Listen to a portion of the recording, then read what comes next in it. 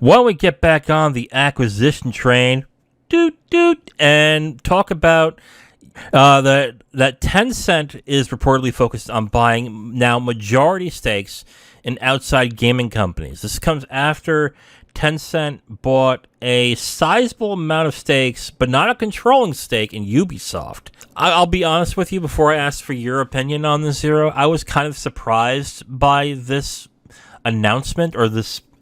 It's still kind of speculation because Tencent hasn't outright said it, but I'm still a little surprised by it. But what do you think about Tencent now looking to get controlling stakes on some outside gaming companies? So this is where my international politics hat gets put on. Okay. And basically, I think it's more that Tencent is kind of afraid of what's going on with the Chinese government right now. And for those who aren't familiar with international politics, this year is a major anniversary for the Chinese Communist Party. Their leader, President Xi Jinping, or head secretary, I believe is his official title, he's been doing a major corruption crackdown, basically just going after companies who have gotten too big in their riches and everything and haven't been paying their fair share in taxes. And unfortunately, Tencent has been hit a few times by these anti-corruption measures. So my thinking is that they're trying to cleverly get their money out of China and basically line their pockets outside of China, outside the purview of the Chinese government. And that's why they're getting a little bit heavy-handed with saying, hey, we're looking for studios outside of China to buy.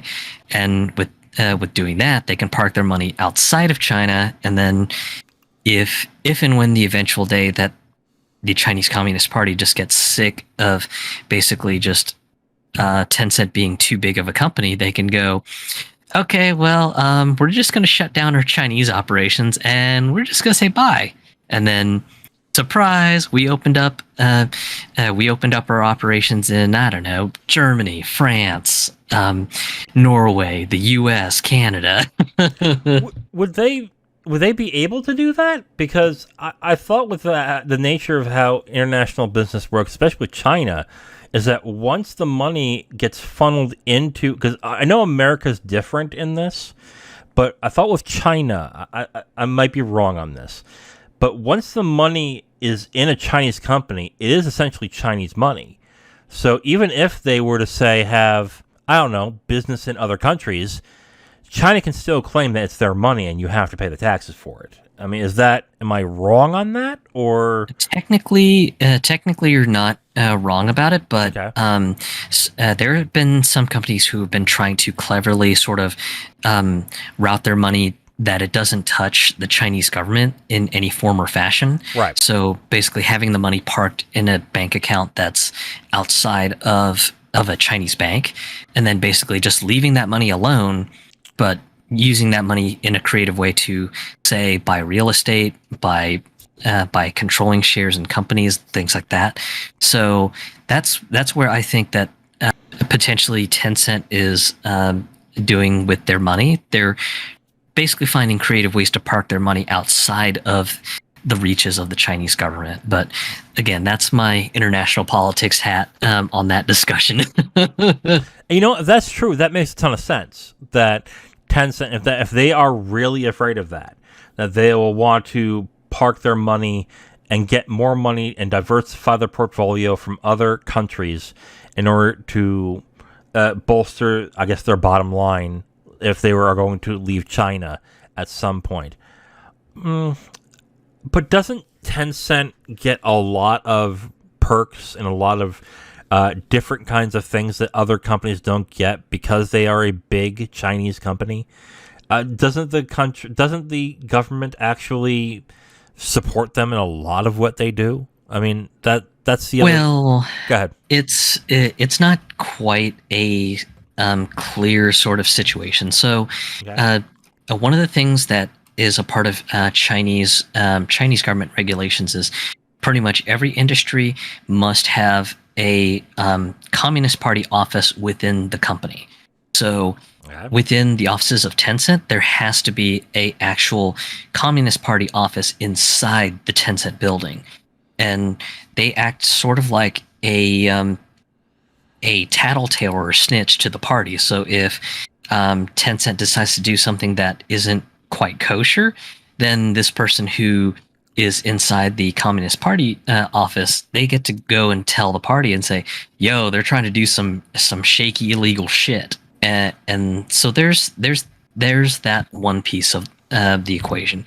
The second piece is that China has a law that that's part of their civil industries fusion policy, which is that the Chinese government technically does have ownership in your company, and if they ask for any sort of information or technology from your company, that you are legally compelled to give it to them. Mm-hmm. So let's say that you've got a game that collects user data like demographics and things like that, and let's say the Chinese Communist Party says, "Hey, we want all the user demographic data for your game," then in theory, Tencent has to give everything up. They have to. Doesn't matter if they're just like, well, there's a lot of very very personal information in here. We're just not comfortable doing it. They have no choice in the matter. They literally have to give up everything. Okay. So I mean, with those two factors, just while Tencent does get some funding from the Communist Party, unfortunately, just they also have to try to play nice with the rules and not run afoul of the rules, because if they do, then one of the things that has been done in the past is the government approval boards that approve video games for sale in China can just blanket deny all their stuff. And this happened during the pandemic, where Tencent had, I think, a list of either 20 or 30 games that were pending approvals, and due to the pandemic and due to something that they did that the Communist Party was not happy about, all their games got frozen in the approval process. Ugh. So that's why I think the higher up execs in Tencent are potentially looking for very, very quiet and clever ways to move their money around.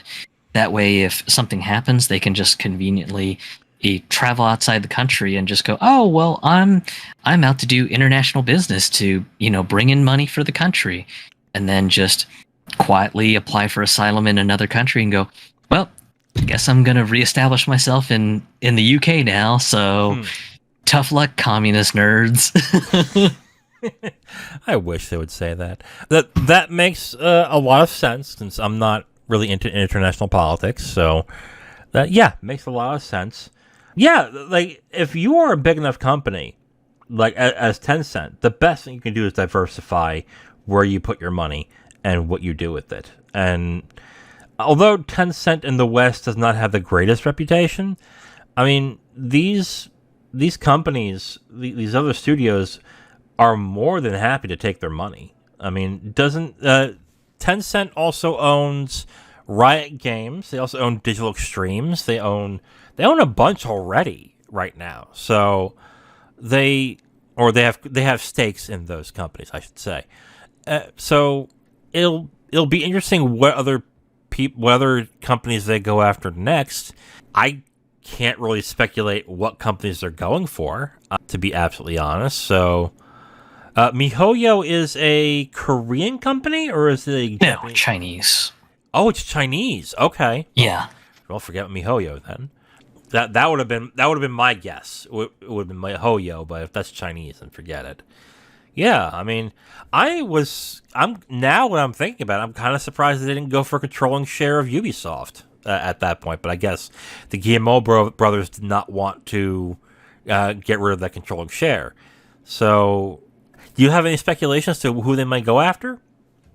No, I've been paying attention to Tencent's movements, and to say that they're a wild dog is a bit of an understatement, because like the Ubisoft purchase, I did not see that coming. It was just kind of a, hey, yeah, we're buying a good chunk of Ubisoft, and I was just like, okay, well, that's interesting. Did not see that coming anywhere, but okay, here we are. So, yeah, just I'm I'll be definitely keeping a watch on how this develops further in the future, because I'm definitely going to be curious on where they pivot their money to. Because if they end up putting a good chunk of money into Embracer, that could potentially be a move.